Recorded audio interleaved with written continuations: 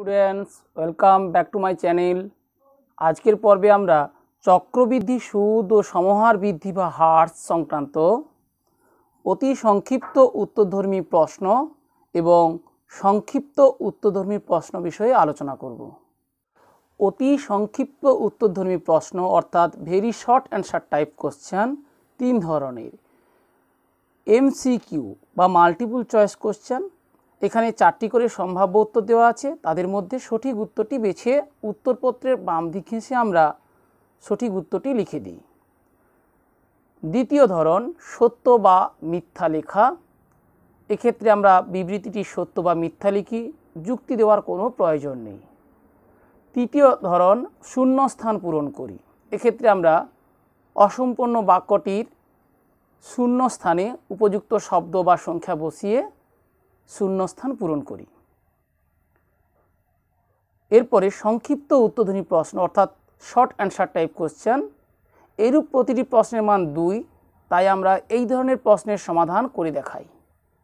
16 দাগের প্রথমের সমস্যা, চক্রবৃদ্ধি সুদের ক্ষেত্রে প্রতি বছর বার্ষিক চক্রবৃদ্ধি সুদের হার সমান, অসমান, সমান অথবা অসমান উভয়ই, কোনোটিই নয়। আমরা এর পূর্বে 107 নম্বর পৃষ্ঠায় এরূপ একটা উদাহরণ দেখেছিলাম, যেখানে বার্ষিক চক্রবৃদ্ধি সুদের হার কখনো 4%, কখনো 5%, কখনো 6%, এবং সেক্ষেত্রে এইরূপ আকারে সাজিয়ে সমস্যাটি সমাধান করেছিলাম। তাহলে চক্রবৃদ্ধি সুদের হার বিভিন্ন সময় বিভিন্ন হয়। ইন জেনারেল আমরা P into 1 plus R/100 whole to the power n এই সূত্রে ব্যবহার করে থাকি সমল চক্রবৃদ্ধি নির্ণয়ের জন্য, অর্থাৎ যেখানে চক্রবৃদ্ধি সুদের হার নির্দিষ্ট অর্থাৎ সমান, তাহলে কখনো সমান হয়, কখনো অসমান হয়। সুতরাং এক্ষেত্রে অপশান সি হবে সঠিক উত্তর, অর্থাৎ অপশান সি সমান অথবা অসমান উভয়, এভাবে আমরা উত্তরটি লিখব। এর আর যুক্তি দেওয়ার কোনো প্রয়োজন নেই। এরপরে দ্বিতীয় সমস্যাটি লক্ষ্য করো। চক্রবৃদ্ধি সুদের ক্ষেত্রে প্রতি বছর আসল একই থাকে, প্রতি বছর আসল পরিবর্তিত হয়, প্রতি বছর আসল একই থাকতে পারে অথবা পরিবর্তিত হতে পারে, কোনোটিই নয়। 100 নম্বর পৃষ্ঠায় আমরা চক্রবৃদ্ধি সুদ কি তা পড়েছিলাম। চক্রবৃদ্ধি সুদ কোনো নির্দিষ্ট সময় শেষে অর্জিত সুদ মূলধন বা আসলের সঙ্গে যুক্ত করে ওই সুদ আসল বা সবৃদ্ধিমূলকে পরবর্তী নির্দিষ্ট সময়ের জন্য নতুন আসল বা মূলধন হিসাবে গণ্য করে পুনরায় যখন সুদ হিসেব করা হয় তখন সেই সুদকে চক্রবৃদ্ধি সুদ বলে। তাহলে একটি নির্দিষ্ট সময় অন্তর সুদ আসলের সাথে যুক্ত হয়ে পুনরায় সুদ আর আসলের উপর সুদের হিসেব করা হচ্ছে। সুতরাং চক্রবৃদ্ধি সুদের ক্ষেত্রে প্রতি বছর আসল পরিবর্তিত হয়, অর্থাৎ এক্ষেত্রে অপশান বি সঠিক উত্তর, প্রতি বছর আসল পরিবর্তিত হয়। এরপরে তৃতীয় সমস্যাটি লক্ষ্য করো। একটি গ্রামের বর্তমান জনসংখ্যা পি এবং প্রতি বছর জনসংখ্যা বৃদ্ধির হার 2%, তাহলে n বছর পর জনসংখ্যা হবে। আমরা সূত্র জানি P into 1 plus R/100 whole to the power n। এখানে আমি ক্যাপিটাল লেটার লিখলাম, আসলে R2R আছে তাই এটা বোঝার জন্য। তাহলে এখানে এই R আসলে 2R, অর্থাৎ P ইন্টু 1 প্লাস R/100 এর জায়গায় 2R/100 whole to the power n হবে। আমরা জানি বৃদ্ধির ক্ষেত্রে R/100 প্লাস R/100 এবং হ্রাসের ক্ষেত্রে মাইনাস R/100 লেখা হয় সমহার বৃদ্ধি বা হ্রাসের ক্ষেত্রে। এখানে সমহার বৃদ্ধির কথা বলা হয়েছে এবং কি হারে বৃদ্ধি না বার্ষিক বৃদ্ধি 2r%। তাহলে বৃদ্ধির হার 2r, তাই r এর স্থলে 2r বসিয়েছি ইকুয়ালস p ইন্টু 1 + এটা লঘিষ্ঠ করে ফেলি অর্থাৎ r/50 whole to the power n, অর্থাৎ p into 1 + r/50 whole to the power n। Option B এক্ষেত্রে সঠিক উত্তর। Option B p into 1 + r/50 whole to the power n। এরপরে চতুর্থ সমস্যাটি লক্ষ্য করো। অর্থাৎ এটা প্রয়োজন বোধে আমরা করে দেখব, না করলেও হবে। একটি মেশিনের বর্তমান মূল্য 2p টাকা, আমরা প্রারম্ভিক p ধরে থাকি, এক্ষেত্রে p এর স্থলে 2p বসাতে হবে। প্রতি বছর মেশিনটির দাম 2r% হার্স হলে, তাহলে এক্ষেত্রে হার্স বলা আছে, সুতরাং বন্ধনীর ভিতরে মাইনাস হবে এবং 2r% বলা আছে আগের মতো, অর্থাৎ r/100 না হয়ে 2r/100 হবে। 2n বছর পরে মেশিনের দাম, অর্থাৎ n না হয়ে এখানে 2 হবে, অর্থাৎ আমরা যে সূত্রটি ব্যবহার করে থাকি p into 1 - r/100 whole to the power n, যেখানে p প্রারম্ভিক মান, আর বার্ষিক হার্সের হার, যেহেতু এখানে মাইনাস আছে বা হার্স বলা আছে, আর n যত বছর।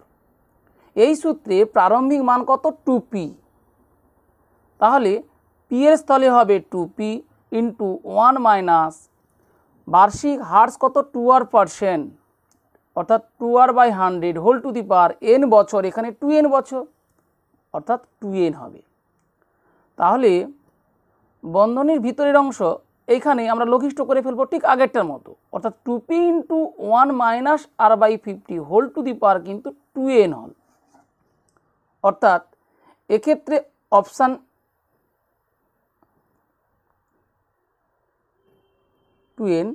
অর্থাৎ অপশান ডি হবে সঠিক উত্তর। তাহলে option D 2p into 1 - r/50 whole to the power 2n, এখানে মেশিনের দাম বলা হয়েছে টাকা, হ্যাঁ অপশানেও দেওয়া আছে টাকা। এরপর পঞ্চম সমস্যাটি লক্ষ্য করো। এক ব্যক্তি একটি ব্যাংকে 100 টাকা জমা রেখে 2 বছর পর সমূল চক্রবৃদ্ধি পেলেন 121 টাকা। বার্ষিক চক্রবৃদ্ধি সুদের হার কত? অর্থাৎ এক্ষেত্রে প্রারম্ভিক মান p এর মান 100, 2 বছর পর অর্থাৎ n এর মান 2, পেলেন কত 121 টাকা, অর্থাৎ সমূল চক্রবৃদ্ধি, অর্থাৎ p into 1 + r/100 whole to the power 2 সমান 1 to 1, এখানে p এর মান 100, অর্থাৎ 100 into 1 + r/100 whole to the power 2 equals 121, অর্থাৎ r এর মান তাহলে আসলে বার্ষিক চক্রবৃদ্ধি সুদের হার। তাহলে আমাদের ধরে নিতে হবে, মনে করি বার্ষিক চক্রবৃদ্ধি সুদের হার r%, অতএব বা 1 + r/100 whole to the power 2 equals 121/100 বা 1 + r/100 whole to the power 2 equals 11/10 এর হোল স্কোয়ার, অর্থাৎ 11 স্কোয়ার 121, 10 স্কোয়ার 100, অতএব 1 + r/100 ইকুয়ালস 11/10, এটাকে আমরা 1 + 1/10 লিখে ফেলতে পারি। সহজে 1 1 বাদ দিলাম উভয় পক্ষ থেকে, r/100 সমান পেলাম 1/10, তাহলে r সমান হবে 100টা গুণ হয়ে গেলে 100/10 সমান 10। এটা লেখার কোনো প্রয়োজন নেই, সরাসরি এই অংশটা করলেই হবে, কারণ আমাদের উত্তরটা সঠিক উত্তরটা বেছে নিতে হবে। বার্ষিক চক্রবৃদ্ধি সুদের হার r% ধরেছি, এটা লেখার কোনো প্রয়োজন নেই এক্ষেত্রে। তাহলে 10, আর এর মান 10, অর্থাৎ বার্ষিক চক্রবৃদ্ধি সুদের হার 10%, অপশান এ এক্ষেত্রে সঠিক উত্তর এ 10%। এরপরে বিয়ের সমস্যাগুলি লক্ষ্য করো। সত্য বা মিথ্যা লেখা। নির্দিষ্ট পরিমাণ টাকার বার্ষিক নির্দিষ্ট শতকরা হার সুদে নির্দিষ্ট সময়ের জন্য চক্রবৃদ্ধি সুদ সরল সুদের থেকে কম হবে। আমরা জানি চক্রবৃদ্ধি সুদের ক্ষেত্রে নির্দিষ্ট সময় অন্তর সুদের ওপরও আবার সুদের হিসেব করা হয়, অর্থাৎ নির্দিষ্ট সময় অন্তর সুদটা আসলে পরিণত হয়, সুতরাং সেক্ষেত্রে তো সুদ বেশি হবেই। এখানে বলা আছে নির্দিষ্ট সময়ের জন্য চক্রবৃদ্ধি সুদ সরল সুদের থেকে কম হবে, তা কি করে হয়? সুতরাং এটি মিথ্যা। সরাসরি আমরা লিখে ফেলি মিথ্যা। যুক্তি দেখানোর কোনো প্রয়োজন নেই। দ্বিতীয়টি, চক্রবৃদ্ধি সুদের ক্ষেত্রে নির্দিষ্ট সময় অন্তর সুদ আসলের সঙ্গে যোগ হয়, সে কারণে আসলের পরিমাণ ক্রমাগত বাড়তে থাকে। আসলের পরিমাণ বাড়তে থাকে, তা কি করে হয়? হ্যাঁ, আপাতত মনে হতে পারে আসল অর্থে শুরুতে না, এখানে আসল অর্থে বলা হচ্ছে নির্দিষ্ট সময় অন্তর আসল। চক্রবৃদ্ধি সুদের ক্ষেত্রে নির্দিষ্ট সময় অন্তর সুদ আসলের সঙ্গে যোগ হয়, সেই কারণে আসলের পরিমাণ ক্রমাগত বাড়তে থাকে, অর্থাৎ নির্দিষ্ট সময় অন্তর অন্তর সুদটা যেহেতু আসলের সাথে যুক্ত হয়, তাহলে নির্দিষ্ট সময় অন্তর অন্তর আসলের পরিমাণ বাড়তে থাকে। অতএব বিবৃতিটি সত্য। অর্থাৎ চক্রবৃদ্ধি সুদের আমরা যে সংজ্ঞাটা পড়েছি সেখান থেকে এই প্রশ্নের উত্তর দেওয়া যায়। এরপরে সি এর দাগের সমস্যাগুলি লক্ষ্য করো। শূন্যস্থান পূরণ করি। নির্দিষ্ট পরিমাণ টাকার বার্ষিক নির্দিষ্ট শতকরা হার সুদে 1 বছরের চক্রবৃদ্ধি সুদের পরিমাণ এবং সরল সুদের পরিমাণ। আমরা সূত্রটি ব্যবহার করি। সরল সুদের ক্ষেত্রে আমরা সূত্র ব্যবহার করেছি I সমান PTR/100। এখানে T1 হলে তাহলে P ইন্টু 1 ইন্টু R/100 অর্থাৎ PR/100 হবে। এবং সমূল চক্রবৃদ্ধি সূত্র জানি P into 1 plus R/100 whole to the power n। সমূল চক্রবৃদ্ধি থেকে যদি আসল বাদ দেওয়া হয় তাহলে চক্রবৃদ্ধি সুদ পাওয়া যায়, অর্থাৎ P into 1 plus R/100 whole to the power n থেকে P বাদ দিতে হয়। এখানে n এর মান 1 বলা হয়েছে, 1 বছর। দেখো আসলে P ইন্টু 1 প্লাস R/100 অর্থাৎ P into 1 P plus P into R/100 মানে PR/100, তার থেকে P বাদ, তাহলে সুদ সেই PR/100। তাহলে আমরা দেখলাম নির্দিষ্ট পরিমাণ টাকার অর্থাৎ এখানে P টাকার বার্ষিক নির্দিষ্ট শতকরা হার সুদে অর্থাৎ R% চক্রবৃদ্ধি বা সরল সুদের হারে 1 বছরে অর্থাৎ T এর মান 1 বা N এর মান 1 হলে চক্রবৃদ্ধি সুদের পরিমাণ ও সরল সুদের পরিমাণ উভয়ের ক্ষেত্রে PR/100 দেখলাম, অর্থাৎ সুদের পরিমাণ সমান, তাই এখানে সমান লিখতে হবে। এক্ষেত্রে আমরা পুরো বাক্যটি তুলে নেব, অর্থাৎ নির্দিষ্ট পরিমাণ টাকার বার্ষিক নির্দিষ্ট শতকরা হার সুদে 1 বছরে চক্রবৃদ্ধি সুদের পরিমাণ এবং সরল সুদের পরিমাণ সমান, পুরোটা লিখে নেব। এরপর দ্বিতীয় সমস্যাটি লক্ষ্য করো। সময়ের সঙ্গে কোনো কিছু নির্দিষ্ট হারে বৃদ্ধি হলে সেটি ড্যাশ বৃদ্ধি। পাঠ্যপুস্তকে 114 নম্বর পৃষ্ঠায় সমহার বৃদ্ধি সমহার হ্রাসের সংজ্ঞা দেওয়া আছে। এখানে লেখা আছে সমহারে বৃদ্ধি ঘটলে অর্থাৎ একই হারে বৃদ্ধি ঘটলে তাকে সমহার বৃদ্ধি এবং সমহারে হ্রাস ঘটলে তাকে সমহার হ্রাস বা অপচয় বলা হয়। তাহলে সময়ের সঙ্গে কোনো কিছু নির্দিষ্ট হারে অর্থাৎ সমহারে বৃদ্ধি হলে সেটি ড্যাশ বৃদ্ধি, উত্তর হবে সমহার বৃদ্ধি। অর্থাৎ এক্ষেত্রে আমরা এই বাক্যটি তুলে শূন্যস্থানে লিখে দেব সমহার। একইভাবে তৃতীয় সমস্যাটি লক্ষ্য করো। সময়ের সঙ্গে কোনো কিছু নির্দিষ্ট হারে হ্রাস হলে সেটি সমহার ড্যাশ। সমহার শব্দটি লেখা আছে, তাহলে হ্রাস, সুতরাং এক্ষেত্রে হবে সমহার হ্রাস। অর্থাৎ নির্দিষ্ট হারে বৃদ্ধি হলে সমহার বৃদ্ধি আর নির্দিষ্ট হারে হ্রাস হলে সমহার হ্রাস। এরপর সংক্ষিপ্ত উত্তরধ্বনি প্রশ্ন, শর্ট অ্যান্সার টাইপ কোশ্চেন। যেহেতু প্রতিটি প্রশ্নের মান 2, তাই আমরা প্রতিটি সমাধান করে দেখাবো। প্রথমে সমস্যাটি লক্ষ্য করো। 400 টাকার 2 বছরের সমূল চক্রবৃদ্ধি 441 টাকা হলে বার্ষিক শতকরা চক্রবৃদ্ধি সুদের হার কত তা লিখি। এটি গুরুত্বপূর্ণ একটি সমস্যা। আমাদের পর্ষদ প্রদত্ত মডেল অ্যাক্টিভিটি টাস্কে এই প্রশ্নটি ছিল। তাহলে 400 টাকার এক্ষেত্রে প্রারম্ভিক মান পি এর মান 400, 2 বছরে অর্থাৎ এন এর মান 2, সমূল চক্রবৃদ্ধি অর্থাৎ P into 1 plus R by 100 whole to the power N, সমূল চক্রবৃদ্ধি সমান বলা হয়েছে 441।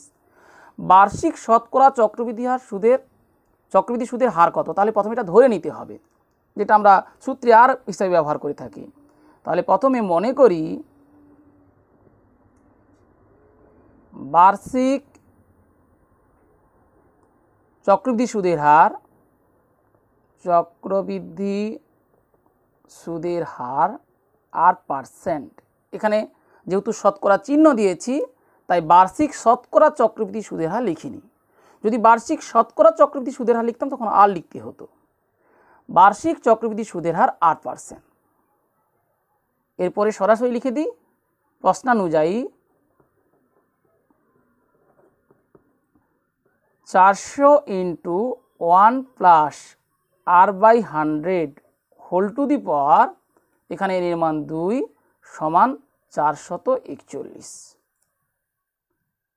বা 1 plus R by 100 whole to the power 2 equals 441/400, বা 1 plus R by 100 whole to the power 2, বাম পক্ষ যেহেতু পূর্ণবর্গাকারে আছে নিশ্চিত ডান পক্ষ পূর্ণবর্গাকারে হবে। হ্যাঁ, 441 আমরা বর্গমূল এভাবে করে দেখতে পারি প্রয়োজনে উৎপাদক বিশ্লেষণের সাহায্যে অথবা ভাগ প্রক্রিয়ার সাহায্যে। 2 গুণ 2 4, 4 1, 2 এর দ্বিগুণ 4, 1 1 41 অর্থাৎ 21। তাহলে লব 41 বর্গ আর হর 20 বর্গ, সুতরাং 21 বর্গ, সুতরাং 21/20 হোল স্কোয়ার, অর্থাৎ লব এখানে 21 বর্গ এবং হর এখানে 20 বর্গ, বা 1 প্লাস আর বাই 100 ইকুয়ালস, তাহলে 21 20 লিখতে পারি। উভয় পক্ষের 1 কাটতে সুবিধে হবে, যে কারণে 21 20কে আমরা 1 প্লাস 1/20 লিখতে পারি। তাহলে 1 1 বাদ দিলাম, বা আর বাই 100 ইকুয়ালস 1/20, বা আর ইকুয়ালস, তাহলে 100 দিয়ে গুণ করে দিই, 100/20 ইকুয়ালস 5। অতএব বার্ষিক শতকরা চক্রবৃদ্ধি সুদের হার কত? অতএব বার্ষিক চক্রবৃদ্ধি সুদের হার 5%। আমরা MCQ 5 প্রশ্নের সমাধান একইভাবে করেছিলাম। সেক্ষেত্রে পি এর মান 100, এন এর মান 2 ছিল এবং সমূল চক্রবৃদ্ধি ছিল 121। 121 11 বর্গ, আর এখানে 441 যেটা 21 বর্গ। দ্বিতীয় সমস্যাটি লক্ষ্য করো। বার্ষিক নির্দিষ্ট শতকরা চক্রবৃদ্ধি হার সুদে কিছু টাকা n বছরে দ্বিগুণ হলে কত বছরে 4 গুণ হবে তা লিখি। কিছু টাকা, তাহলে আমাদের ধরে নিতে হবে এক্ষেত্রে পি টাকা। মনে করি আসল পি টাকা এবং নির্দিষ্ট শতকরা চক্রবৃদ্ধি হার সুদে বলা হয়েছে, এবং চক্রবৃদ্ধি সুদের এখানে আমরা ধরে নেব বার্ষিক চক্রবৃদ্ধি সুদের হার 8%। প্রশ্নানুযায়ী বা শর্তানুযায়ী এখানে বলা হয়েছে কিছু টাকা n বছরে দ্বিগুণ, তাহলে P into 1 plus R by 100 whole to the power n, অর্থাৎ n বছরে সবৃদ্ধিমূল সমান দ্বিগুণ, অর্থাৎ আসলের দ্বিগুণ, আসল পি এর দ্বিগুণ অর্থাৎ টুয়াইস পি,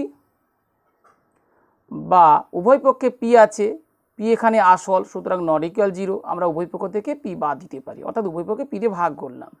তাহলে 1 + r/100 whole to the power n equals 2 পেলাম।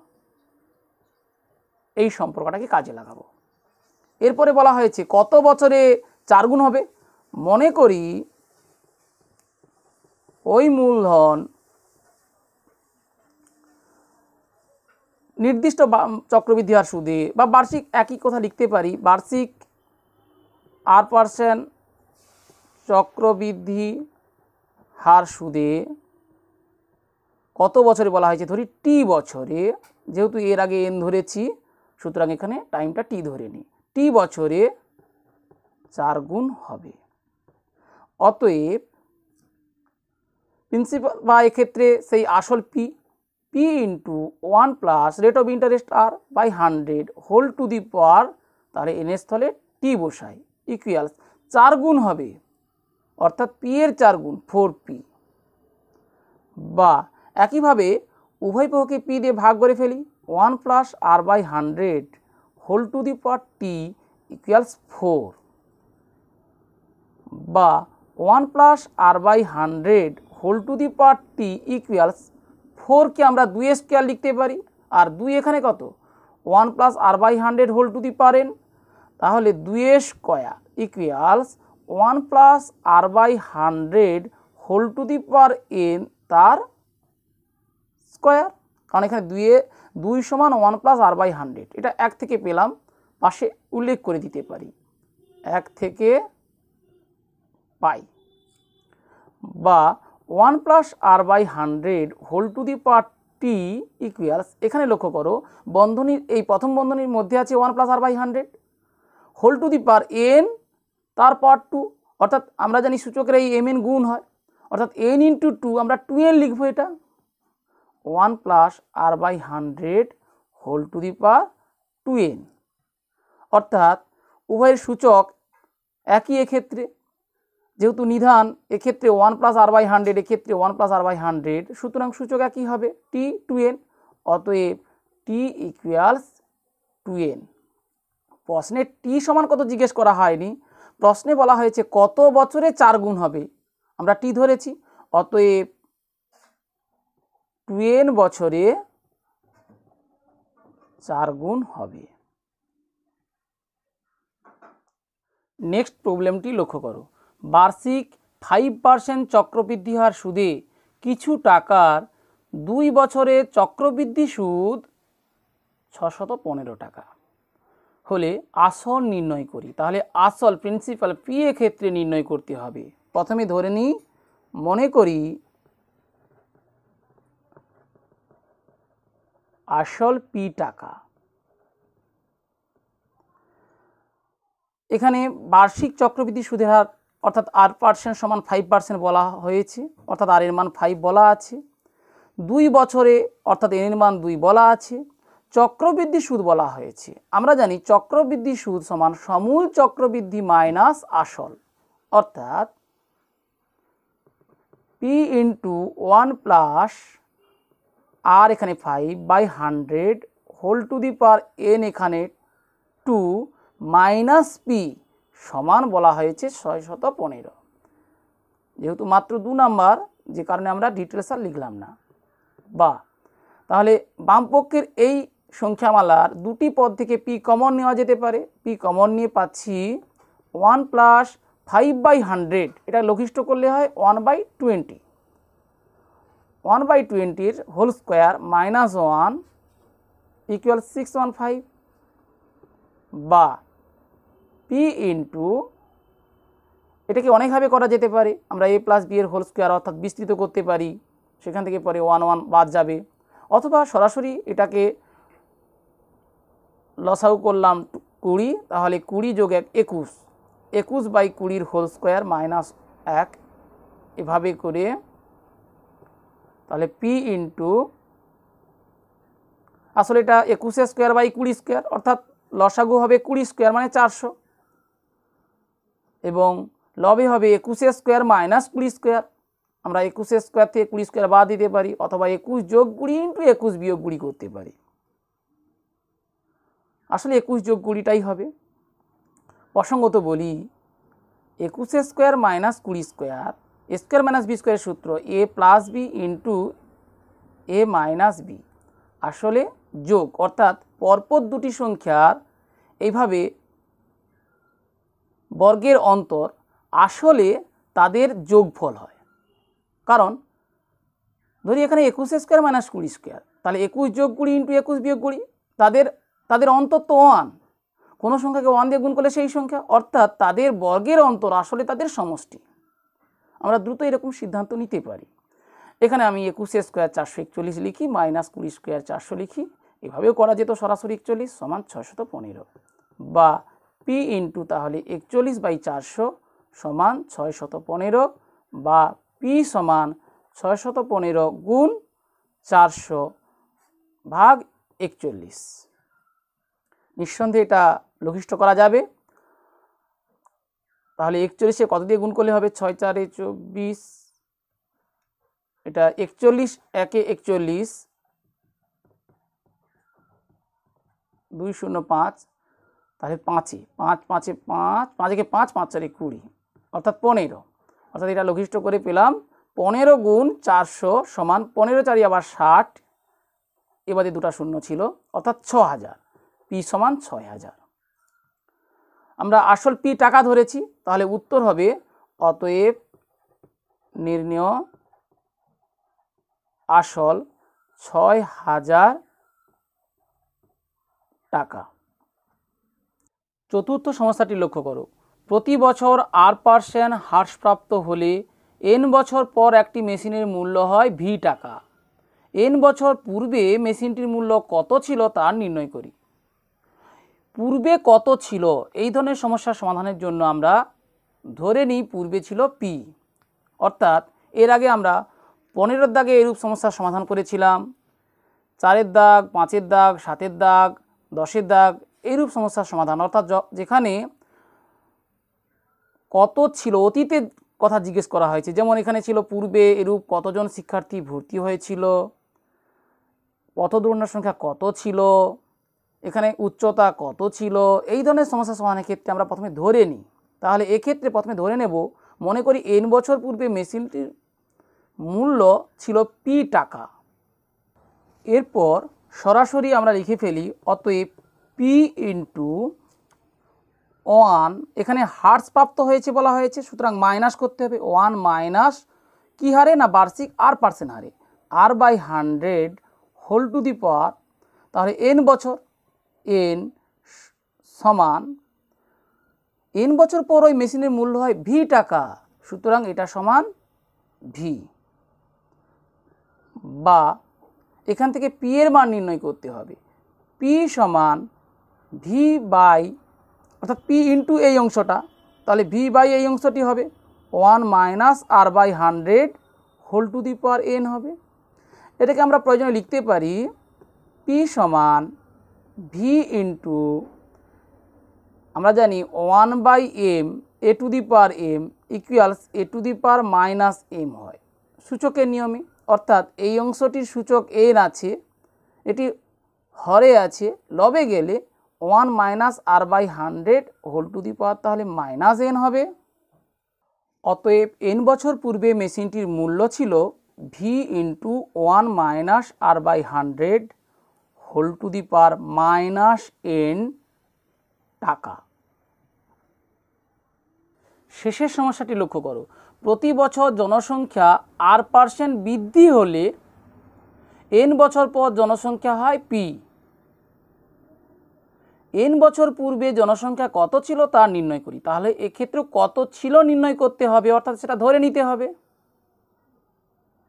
আমরা সাধারণত ধরে নিই P, কিন্তু এক্ষেত্রে যেহেতু n বছর পর জনসংখ্যা P বলা আছে, সুতরাং ধরে নিতে হবে P ভিন্ন এবং R, n এই তিনটি চল ভিন্ন অন্য কোনো চল। আমরা প্রথমে ধরে নেব, মনে করি n বছর পূর্বে জনসংখ্যা ছিল x। তাহলে প্রথমে লিখলাম মনে করি n বছর পূর্বে জনসংখ্যা ছিল x। আমরা এভাবে লিখতে পারতাম মনে করি n বছর পূর্বে x জন ছিল, যেহেতু জনসংখ্যা লিখেছি তাই এখানে x লিখেছি।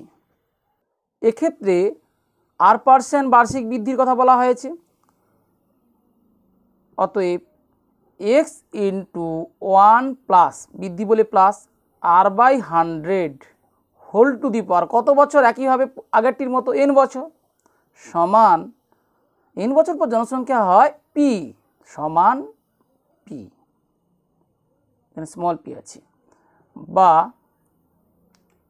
তাহলে এখান থেকে x এর মান নির্ণয় করতে হবে। একইভাবে ঠিক আগের সমস্যাটি যেভাবে সমাধান করেছিলাম, p এর মান নির্ণয় করেছিলাম, ডান পক্ষের v কে এই অংশটি দিয়ে ভাগ করেছিলাম, একইভাবে ডান পক্ষের এই p কে এই অংশটি দিয়ে ভাগ করতে হবে। তাহলে x সমান p divided by 1 plus r/100 whole to the power n, অর্থাৎ হরের এই অংশটাকে আমরা লবে তুলে নেব একইভাবে।